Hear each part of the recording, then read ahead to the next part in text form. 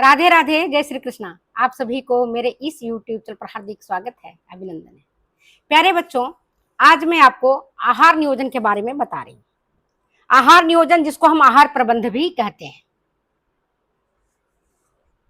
इसका अभिप्राय क्या है, क्यों करना चाहिए आहार नियोजन, क्या इसके सिद्धांत हैं, इसके बारे में जो बच्चे टीजीटी की परीक्षा दे रहे हैं या लैब असिस्टेंट के दे रहे हैं, एलटी ग्रेड के दे रहे हैं, अथवा कोई भी कॉम्पिटिटिव टेस्ट दे रहे हैं, चाहे वो नेट दे रहे हैं, जीआरएफ दे रहे हैं, उनके लिए तो आवश्यक है ही। अदर कॉम्पिटिटिव टेस्ट के लिए भी जरूरी है। तो सबसे पहले आहार नियोजन के सिद्धांत क्या है, आहार नियोजन का अभिप्राय क्या है, मीनिंग क्या है। आहार तो आप सब जानते हो, मील जो हम खाते हैं। नियोजन, हम किस तरह से इसको नियोजित करें, किस तरह से इसका प्रबंध करें कि परिवार के प्रत्येक सदस्य को इसकी पूर्ति हो जाए। तो देखो इसका सिद्धांत क्या है, पहले इसके सिद्धांत की हम चर्चा करते हैं। आहार नियोजन के पहला सिद्धांत है, आहार नियोजन का सबसे फर्स्ट और फॉरमोस्ट पहला महती आवश्यकता है, पहला सिद्धांत यही है कि प्रत्येक सदस्य की आवश्यकताओं की पूर्ति हो। घर में जितने लोग हैं, बड़े से लेकर के बूढ़ों तक, विशेष अवस्थाओं के सदस्यों के लिए, सबके लिए आहार नियोजन होना चाहिए। इस तरह से होना चाहिए कि सबके दैनिक आवश्यकताओं की पूर्ति हो जाए। जैसे मैं आपको एग्जांपल बताऊं, गर्भवती माता की आहार नियोजन सामान्य महिला की तुलना में भिन्न होना चाहिए। इसी तरह से जो प्रौढ़ पुरुष या महिला हैं, उनकी तुलना में वृद्ध जन के आहार नियोजन डिफरेंट होना चाहिए। अगर हम सेम आहार नियोजन, सेम मील प्लानिंग उनके लिए भी करते हैं, गर्भवती माता के लिए भी करते हैं, और धात्री माता के लिए भी करते हैं, और सामान्य महिला के लिए भी करते हैं, वृद्धजन के लिए भी करते हैं, तो कहीं ना कहीं कोई ना कोई कुपोषित होगा। और कुपोषित कौन होगा? वृद्धजन होंगे। कुपोषित कौन होगा? गर्भवती माता होगी। कुपोषित कौन होगा? धात्री माता होगी। तो ये लोग माल नरिष्ठ होंगे। तो इसलिए सबसे पहली काम है हमारा कि जब भी हम आहार नियोजन करें तो प्रत्येक सदस्यों की आवश्यकताओं की पूर्ति हो। कोई भी सदस्य की ऐसा ना हो जो कि असंतुष्ट रह जाए। ये तो सबसे पहला सिद्धांत है। दूसरा सिद्धांत यह है कि आपके घर के बजट क्या है, आपकी आर्थिक स्थिति क्या है, आर्थिक स्थिति के अनुरूप आहार नियोजन होना चाहिए। आप सब जानते हो कि भारत में जो अधिकांश लोग हैं वो लोअर मिडिल क्लास है। उनको अगर हम कहेंगे कि खाने में आप दूध, दही, पनीर, छाछ, एप्पल लो, रोज इस्तेमाल करो, तो क्या होगा? ये केवल डे ड्रीम होगा, ये केवल जुमला होगा, धरातल पर नहीं होगा। धरातल पर तब होगा जब उनकी जो बजट है और उनके बजट के अनुरूप उनकी जो आर्थिक स्थिति है उसको ध्यान में रखते हुए आहार नियोजन करना चाहिए।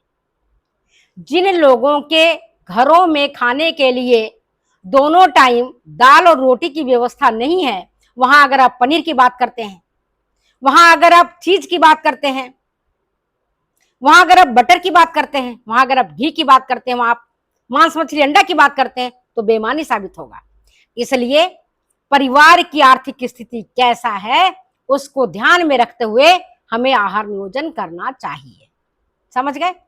तीसरा है जो अति महत्वपूर्ण, कि अधिकतम तृप्ति मूल्य प्रदान करें। आप जो भोजन बना रहे हैं उससे व्यक्ति को अधिकतम सेटिस्फैक्टरी वैल्यू मिले। कई बार खाना बहुत अच्छा बनता है घर में, आप देखते हैं, लेकिन फिर भी लोग उसको खा के सेटिस्फाई नहीं होते हैं। उनके मन में ऐसा रहता है यार खाना अच्छा नहीं बना, जबकि आपने तेल डाला, मसाला डाला, सब्जियां डाली, ईंधन लगाया, समय लगाया, शक्ति लगाई, सब कुछ लगा दिया, लेकिन आपने ढंग का खाना तैयार नहीं किया। तो जो हमारा आहार हो अधिकतम तृप्ति मूल्य प्रदान करने वाला होना चाहिए। इसके लिए कुछ बिंदु हैं, उन बिंदुओं को आप ध्यान में रखिए। पहला बिंदु है भोज्य पदार्थों की मात्रा। पर्याप्त मात्रा होना चाहिए भोज्य पदार्थों की। मान लो आपने नाश्ते में ब्रेड बटर दे रहे हो, या आपने पराठा दिया है आलू का, या आपने पालक पराठे दिया है, या रोटी सब्जी दिया है, कुछ भी दिया है, अगर पर्याप्त मात्रा नहीं है, अगर घर के सदस्य 2 रोटी खाते हैं या 4 रोटी खाते हैं, वहां पर आपने 1 रोटी दिया है, तो तृप्ति नहीं मिलेगी, परिवार के सदस्य भूखे रह जाएंगे। तो सबसे पहले ध्यान रखना है कि भोज्य पदार्थों की पर्याप्त मात्रा होनी चाहिए। इसके बाद भोजन की ग्राह्यता और स्वादिष्टता। भोजन ऐसा होना चाहिए जो एक्सेप्टेबल हो, जो स्वादिष्ट हो।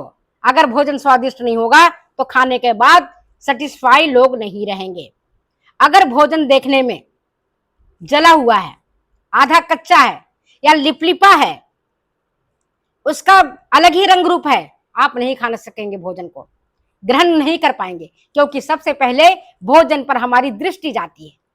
हमारी सुगंध हम भोजन का लेते हैं, और जैसे सुगंध अच्छा होता है और भोजन का स्वरूप अच्छा होता है, खाने का जी करने लगता है, मन ललचने लगता है, मुंह से पानी आने लगता है, जीभ से लार टपकने लगता है, अगर स्वादिष्ट व्यंजन बना हो तो।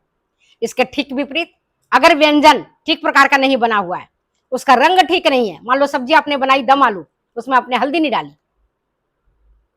भले आपने सारी चीज डाल दिया, बहुत स्वादिष्ट है, लेकिन एक बार देखने वाला का मन उचाट हो जाएगा, वो उस सब्जी को खाना पसंद नहीं करेगा, या बिना हल्दी का दाल खाना पसंद नहीं करेगा, उसका जी उचाट होगा। तो ये ध्यान हमको रखना पड़ेगा कि भोजन की ग्राह्यता और स्वादिष्टता भी एक मील प्लानिंग का एक इंपॉर्टेंट हिस्सा है, एक इंपॉर्टेंट बिंदु है। तो रंग में विविधता होनी चाहिए, गंध में विविधता होनी चाहिए, सुगंध अच्छा होना चाहिए। मान लो कि दूध है, आपने खीर बनाई और वो जल गया,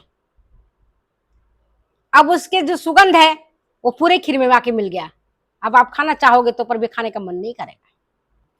तो सुगंध में भी विविधता होनी चाहिए, रचना में भी विविधता होनी चाहिए। मैंने आपको बताया है, पहले भी पढ़ाया, आज भी पढ़ा रही हूं, कि भोजन पकाते समय अगर आप सब्जियों को काटते हैं या दूसरे तरीके से पकाते हैं, काटने के तरीके पर भी भोजन का स्वाद बहुत कुछ निर्भर करता है। सब्जियों का स्वाद काटने पर, भोजन पकाने की विधियों पर, किस विधि से आप पका रहे हैं, उस पर बहुत कुछ निर्भर करता है। तो उसकी रचना में विविधता होनी चाहिए और भोजन पकाने की विधियों का ज्ञान होना चाहिए। भोजन कभी भी पकाओ, प्रेम से पकाओ, अस्थिर से पकाओ, टाइम देकर पकाओ। आप ये देखो कि आप होटल के लिए नहीं भोजन बना रहे हैं, आप रेस्टोरों के लिए भोजन नहीं बना रहे हैं, आप अपने परिवार के सदस्यों के लिए भोजन बना रहे हैं। और अगर आप रेस्टोरों के लिए भोजन बना रहे हैं, होटल के लिए भोजन बना रहे हैं, तो और भी ज्यादा सावधानी की जरूरत होती है, अन्यथा आपका ग्राहक नहीं आएगा आपके पास, आपकी ग्राहकी टूट जाएगी। तो ये भी ध्यान रखना जरूरी है। नेक्स्ट है आहार नियोजन का एक सिद्धांत, समय, शक्ति और ईंधन की बचत होनी चाहिए। आप इस तरह के आहार नियोजन करें जिससे आपका समय बचे, शक्ति बचे और आपका ईंधन भी बचे। होता क्या है, आज जो महिलाएं हैं, हम हैं चाहे आप हैं, आप देखते हो कि आप नौकरी करते हो चाहे मैं नौकरी करती हूँ, समय कम रहता है, सामग्री है आपके घर में उपलब्ध, लेकिन आप नहीं पका सकते हैं अपने परिवार के भोजन के लिए। तो आप आहार नियोजन करते समय आप इस तरह से नियोजित करें समय को कि आपका कम समय में भोजन पक करके तैयार हो जाए, या जो आपके पास उपलब्ध समय है उस समय के अंतर्गत भोजन बन जाए।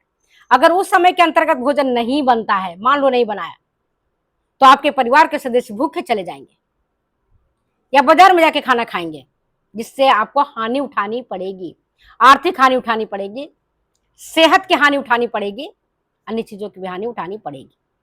तो आहार नियोजन का एक सिद्धांत है, समय, शक्ति और ईंधन की बचत होनी चाहिए। नेक्स्ट, आहार नियोजन ऑलवेज लचीली होनी चाहिए। जब भी आप मील प्लानिंग करें तो देखें कि वो इलास्टिक है कि नहीं, इलास्टिसिटी उसमें है कि नहीं, फ्लेक्सिबिलिटी उसमें है कि नहीं। तो फ्लेक्सिबल होना चाहिए। फ्लेक्सिबल से कैसे, मान लो आज आपने दिमाग में लगाया है कि मैं घर में आलू के परांठे और दही नाश्ते में लोगों को दूंगी। आज हम परिवार के सदस्यों को आलू के परांठे और दही